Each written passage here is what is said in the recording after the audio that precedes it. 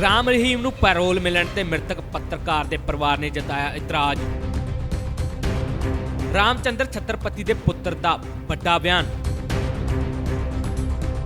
कहा पैरोल मामले नूं लैके जावांगा हाई कोर्ट। राजनीति लई राम रहीम नूं पहुंचाया जा रहा है फायदा। डेरा मुखी राम रहीम नूं सोमवार नूं 21 दिनां दी पैरोल मिल गई है, जिसदा विरोध करदਿਆਂ पत्रकार स्वर्गवासी रामचंद्र छत्रपति के पुत्र अंशल छत्रपति ने कहा कि गंदी राजनीति लई अपराधी नूं फायदा पहुंचाया जा रहा है, जिसदे विरुद्ध ਉਹ हाई कोर्ट 'ਚ पटीशन दायर करनगे ਅਤੇ ਇਸ ਨੂੰ ਰੱਦ ਕਰਨ ਦੀ ਮੰਗ ਕਰਨਗੇ। अंशल छत्रपति ने कहा कि सरकार उन्हां हालातां नूं क्यों भुੱਲ गई ਜਦੋਂ पंचकुला हाई कोर्ट 'ਚ पेश होण ते ਇਹ सब कुछ वापरिया सी। उन्हें आगे कहा कि उस समय किन्नियां जानां गईयां, जनतक जायदादां नूं साड़ दिता गया ਅਤੇ उस तो बाद उन्हां नूं मुश्किल नाल सलाखां पिछे लिजाया गया।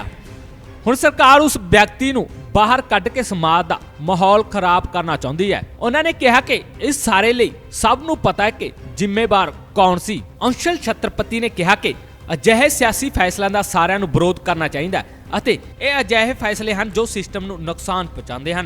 उन्होंने इस मौके हरियाणा सरकार ते बड़ा दोष लगांदे कहा कि यह सब हरियाणा सरकार ਅਤੇ केंद्र सरकार की मिलीभुगत का नतीजा है।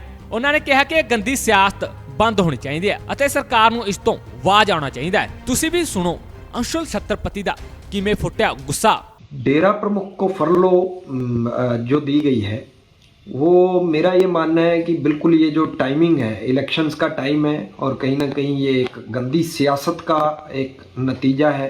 सरकार हरियाणा सरकार और सेंट्रल गवर्नमेंट जो है ये बिल्कुल इसकी मिली भगत का नतीजा है कि जिस तरीके से फरलो दी गई है, पहले जितनी बार भी उसने पैरोल के लिए एप्लीकेशन लगाई, हर बार डिस्ट्रिक्ट एडमिनिस्ट्रेशन की जो रिपोर्ट है आप उसे उठा के देखिए कि हर बार सिरसा का डिस्ट्रिक्ट एडमिनिस्ट्रेशन भी यही रिपोर्ट कर रहा है कि उसके बाहर आने से लॉ एंड ऑर्डर को खतरा है और लॉ एंड ऑर्डर को मेंटेन नहीं किया जा सकता।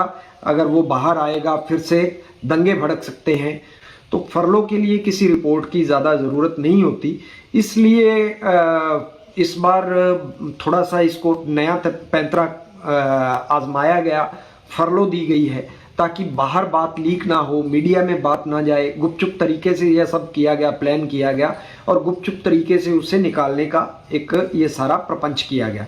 तो जब 2017 में डेरा सच्चा सौदा प्रमुख गुरमीत राम रहीम को सजा सुनाई गई तो उस वक्त क्या खेल हुआ, डेरा सच्चा सौदा ने कितनी हिंसा फैलाई, 3 स्टेट्स को आग के हवाले कर दिया गया, कई सारे लोगों की जान चली गई, पब्लिक प्रॉपर्टी का करोड़ों की संपत्ति का नुकसान हुआ। तो ये सारा खेल जो है सरकार दोबारा फिर से एक वोट बैंक के लालच के पीछे, क्योंकि टाइमिंग जो है वो आप देखिए पैरोल की, यूपी और पंजाब में इलेक्शन बिल्कुल आने वाला है, कुछ दिन बाद पोलिंग है और वोट बैंक जो है उसके लालच के लिए बीजेपी गवर्नमेंट जो है इस तरह का खेल खेल रही है। तो मेरा ये मानना है कि ये गंदी सियासत जो है वो बंद होनी चाहिए। दोबारा से पब्लिक को, आम जनता को दंगों की आग में ना झोंका जाए, दोबारा से इस खूनी खेल को ना खेला जाए। सरकार को इससे बाज आना चाहिए और हम लोग बिल्कुल इसका विरोध करेंगे, चाहे हमें हाई कोर्ट या सुप्रीम कोर्ट तक क्यों ना जाना पड़े।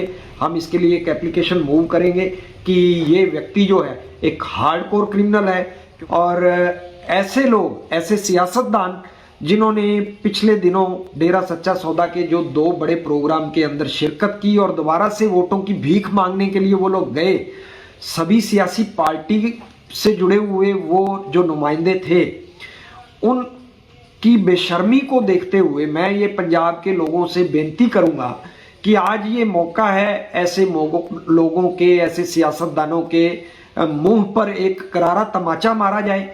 वोट का इस्तेमाल करते हुए आप लोग बेअदबी करने के जो दोषी हैं उनको सबक सिखाइए और उनका साथ देने वाले जो सियासतदान हैं उनको भी सबक सिखाओ, ताकि आने वाली जो समय है और आने वाले जो इलेक्शंस है उसके अंदर इन लोगों के लिए एक ऐसा सबक हो, एक ऐसी शिक्षा हो कि ये दोबारा ऐसे लोगों के सामने, ऐसे बेअदबी करने वाले दोषियों के सामने वोटों की भीख मांगने की जरूरत ना करें। ਉੱਥੇ ਹੀ ਜੇ ਦੇਖਿਆ ਜਾਵੇ ਤਾਂ ਇਸ ਦੀ ਸਿੱਖ ਗੁਰਦੁਆਰਾ ਪ੍ਰਬੰਧਕ ਕਮੇਟੀ ਵੀ ਕੜੇ ਸ਼ਬਦਾਂ 'ਚ ਨਿੰਦਾ ਕਰ ਰਹੀ ਹੈ ਅਤੇ ਰਾਮ ਰਹੀਮ ਨੂੰ ਪੈਰੋਲ ਮਿਲਣ ਤੇ ਇਤਰਾਜ਼ ਜਤਾਇਆ। ਉੱਥੇ ਹੀ ਜੇ ਘਰ ਦੇਖਿਆ ਜਾਵੇ ਤਾਂ ਜਿਵੇਂ ਹੀ ਪੰਜਾਬ 'ਚ ਚੋਣਾਂ ਨੇੜੇ ਹਨ, ਉੱਥੇ ਹੀ ਰਾਮ ਰਹੀਮ ਨੂੰ 21 ਦਿਨਾਂ ਦੀ ਪੈਰੋਲ ਮਿਲਣਾ ਆਪਣੇ ਆਪ 'ਚ ਵੱਡਾ ਸਵਾਲ ਬਣ ਰਿਹਾ ਹੈ। ਇਸ ਦੇ ਨਾਲ ਹੀ ਜੇਕਰ ਅਸੀਂ ਪਿਛਲੇ ਸਮੇਂ ਦੌਰਾਨ ਝਾਤ ਮਾਰੀਏ ਤਾਂ 2017 'ਚ ਇੱਕ ਬੰਬ ਬਲਾਸਟ ਹੋਇਆ ਸੀ, ਜਿਸ ਦੇ ਸਿੱਧੇ ਕਨੈਕਸ਼ਨ ਡੇਰੇ ਨਾਲ ਜੁੜਦੇ ਦਿਖਾਈ ਦਿੱਤੇ ਸਨ। ਉੱਥੇ ਹੀ ਚੋਣਾਂ ਦੌਰਾਨ ਰਾਮ ਰਹੀਮ ਨੂੰ 21 ਦਿਨਾਂ ਦੀ ਪੈਰੋਲ ਮਿਲਣਾ ਆਪਣੇ ਆਪ 'ਚ ਹੀ ਵੱਡਾ ਸਵਾਲ ਬਣਦਾ ਜਾ ਰਿਹਾ ਹੈ। ਸੋ ਹੁਣ ਦੇਖਣਾ ਹੋਵੇਗਾ ਕਿ ਬੀਜੇਪੀ ਇਸ ਦਾ ਨਾਲ ਡੇਰਾ ਪ੍ਰੇਮੀਆਂ ਦੀਆਂ ਵੋਟਾਂ ਲੈਣ 'ਚ ਕਾਮਯਾਬ ਹੁੰਦੀ ਹੈ ਜਾਂ ਨਾ। Bureau report on air.